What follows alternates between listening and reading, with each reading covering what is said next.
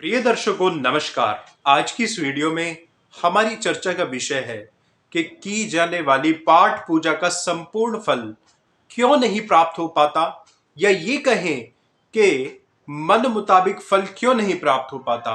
वे कौन से कारण हैं जिनकी वजह से पाठ पूजा सफल नहीं हो पाती।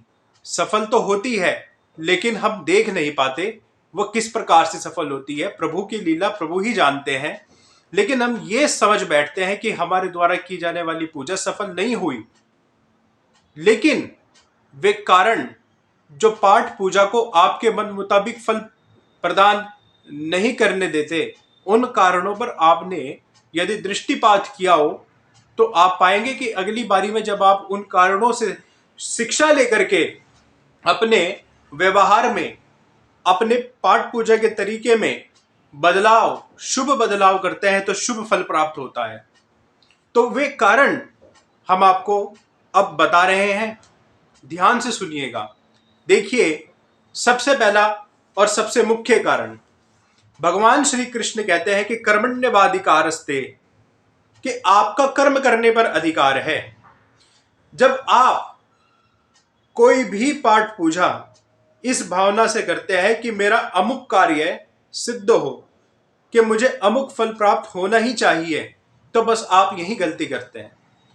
आप केवल भगवान से प्रार्थना करके बैठ जाएं और सब भगवान पर छोड़ दें कि हो तब ठीक, ना हो तब ठीक, क्योंकि आपका अधिकार कर्म करने पर है। यदि आप सब जगह से निराश हो आए हैं, आपने हर प्रकार से पुरुषार्थ करके देख लिया है, वो सफल नहीं हुआ, तभी आपके अंतःकरण की ये प्रेरणा हुई कि क्यों ना एक बार भगवान की पाठ पूजा करके भी देख लिया जाए, क्या पता कार्य हमारा सफल ही हो जाए।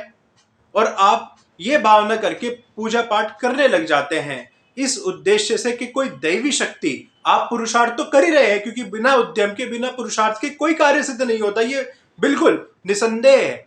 लेकिन आपने ये सोचा कि मेरी पुरुषार्थ के साथ साथ कोई दैवी शक्ति यदि मुझे सपोर्ट कर दे, सहायता करते, तो मेरा ये कार्य सिद्ध हो जाए। बिल्कुल सही भावना से आप बैठे हैं, कोई दिक्कत वाली बात नहीं है। लेकिन जब आप ये पक्का करके बैठते हैं कि नहीं, मैंने इतना जप किया है, इतनी माला की है, तो मुझे इसके अनुपात में ये मेरा कार्य सिद्ध होना, ये बस आप यही गलती कर देते हैं, क्योंकि आपका कर्म करने पर अधिकार है। क्योंकि भगवान कहते हैं कि कर्म कर, फल की इच्छा मत कर। फल तो मिलना ही है, प्रत्येक एक्शन कर एक रिएक्शन तो होना ही है। तो आप बिना किसी डाउट के, बिना किसी डाउट की यदि आपने मन बनाया है पाठ पूजा करने का, तो आप कीजिए ना, किसने रोका है, आप कीजिए। देखिए, मैं एक बात स्पष्ट कर दूं कि एक चीज होती है नित्य कर्म, जो प्रत्येक व्यक्ति अपनी अपनी जानकारी के अनुसार धूप दीप नैवेद्य आदि भगवान को भोग लगाता है, आरती गाता है। एक विशेष पूजा होती है जो विशेष कार्य की सिद्धि के लिए की जाती है, मैं उसकी बात कर रहा हूं।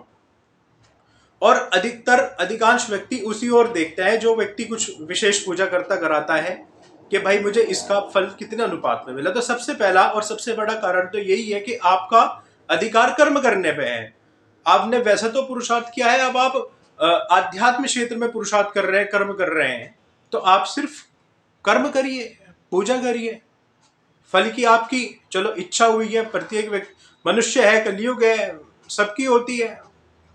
लेकिन ये अधिकार प्रस्तुत करना कि जो मैंने इतना किया है, मुझे इतना मिलना ही चाहिए। अरे, कार्य आपका हो रहा है, क्या पता आपके द्वारा जो जप किया जा रहा है, जो स्तोत्र किया जा रहा है, जो पाठ किया जा रहा है, या जो आप धर्मानुष्ठान आचार्यों से भी करवा रहे हैं, क्या पता वे कौन सी रोक को, कौन से बंधन को हटा रहे हैं। वे अपना कार्य कर रहे हैं अदृश्य रूप से, आपकी मनोकामना को पूरा करने के बीच में जो जो भी कोई पाप कर्म है आपका, या जो भी कोई किसी की रोक है, टोक है, श्राप है आदि है, उसको हटाने का कार्य वे कर रहे हैं। लेकिन हमको नहीं दिख रहा।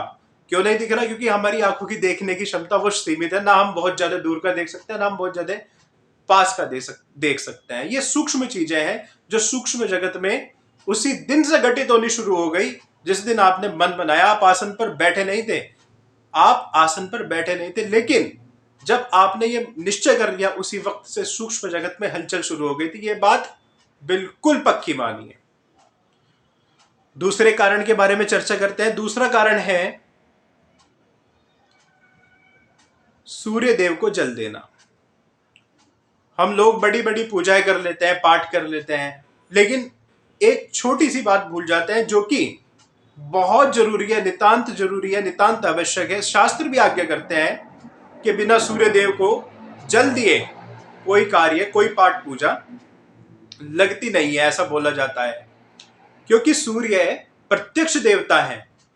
आप जिन देवी देवताओं की स्वरूप देखते हैं मूर्तियों में, चित्रों में, मंदिरों में, आपने उनको नहीं देखा है, लेकिन जो सूर्य देव है वे प्रत्यक्ष दर्शन देते हैं, रोज देते हैं, और वे साक्षी भी हैं। साक्षी मतलब गवाह कि आपने ये शुभ कार्य किया है। किसी की साक्षी वही तो कर रहे हैं। भीष्म पितामह ने भी प्रतिज्ञा की थी तो दशों दिशाओं को साक्षी मान के किया था। तो सूर्य देव कर्मों के साक्षी है, उनको भी मनाना आवश्यक है। तो सूर्य देव को जल दिए बिना जब पूजा पाठ में प्रवृत्त हुआ जाता है तो ये भी एक न्यूनता रह जाती है। आगे भी कुछ कारण है, इससे पहले मैं आपको बता दूं, यदि आप हमारे द्वारा ज्योतिष दिखवाना चाहते हैं, अच्छी श्रेणी के राशि रत्न खरीदना चाहते हैं, तो आप हमसे सीधा सीधा संपर्क कर सकते हैं। हमने अपना फोन नंबर डिस्क्रिप्शन में दे दिया है। विषय में आगे बढ़ते हैं। जैसे कि मैंने पहले आपको बताया कि एक तो नित्य पूजा होती है, एक विशेष पूजाएं होती है जो विशेष संकल्प के साथ की जाती हैं। यदि आप ऐसी संकल्प वाली पूजा में दूषित खान पान अपनाते हैं, दूषित व्यवहार करते हैं या ब्रह्मचर्य का पालन नहीं कर पाते, तो ऐसे में भी पूजा में न्यूनता रह जाती है।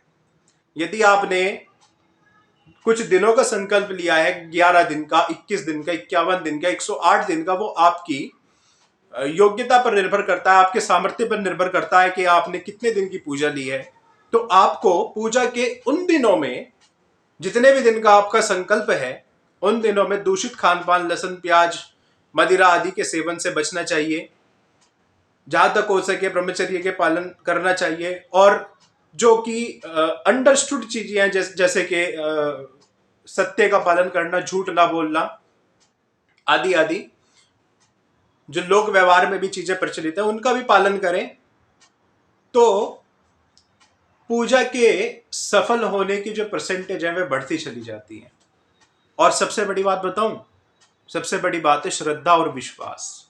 यदि आपके मन में कहीं डाउट है तो वो डाउट ही ले डूबता है फल को, ठीक है।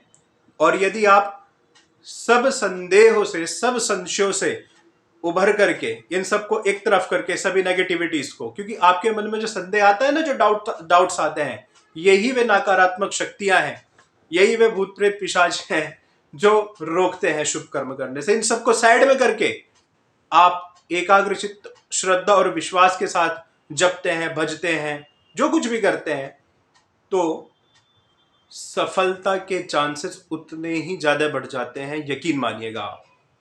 क्योंकि तुलसीदास जी भी कहते हैं श्री रामचरितमानस में कि भवानी शंकरो वंदे श्रद्धा विश्वास रूपिणो याभ्याम विना न पश्यन्ति सिद्धा स्वांतस्तमीश्वरम, कि मैं माता भवानी और भगवान शंकर जी की वंदना करता हूं, जो कि साक्षात श्रद्धा और विश्वास के रूप है। श्रद्धा और विश्वास, और याभ्याम विना न पश्यन्ति सिद्धा स्वांतस्तमीश्वरम, कि जिनके बिना, यानी कि श्रद्धा और विश्वास के अभाव में, सिद्ध लोग भी अपने अंतःकरण में छुपे हुए ईश्वर के दर्शन नहीं कर सकते। तो इसलिए श्रद्धा और विश्वास के साथ आप जपें, आप भजें, आप पूजन करें, आप तपस्या करें, आध्यात्मिक मार्ग में प्रवृत्त हो, आपको निश्चित सफलता मिलेगी। और श्रद्धा और विश्वास खाली आध्यात्मिक जगत में ही कार्य नहीं करते, बल्कि लौकिक जगत में भी कार्य करते हैं। ये एक सूत्र है। यदि आपको इस वीडियो में जो सूत्र मिले हैं, अगर आप उसको अपना लें तो आपका जीवन धन्य हो सकता है। और यदि इस वीडियो से कोई एक व्यक्ति भी सही प्रकार से पाठ पूजा या भगवान की शरण ग्रहण कर लेता है या उस तरीके को समझ लेता है, तो मैं समझूंगा कि हमारा ये वीडियो बनाना सार्थक हुआ। यदि आपके कोई विचार हैं तो आप कमेंट बॉक्स में कमेंट करें, अपने विचारों से अवगत कराएं। आगे भी आपको ऐसी ही वीडियोस, ऐसी ही जानकारियां हमारे चैनल पर मिलती रहेंगी।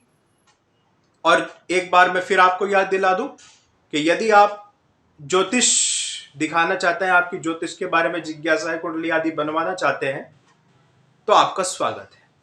धन्यवाद। जय भगवती, जय मां काली जगदम्बा।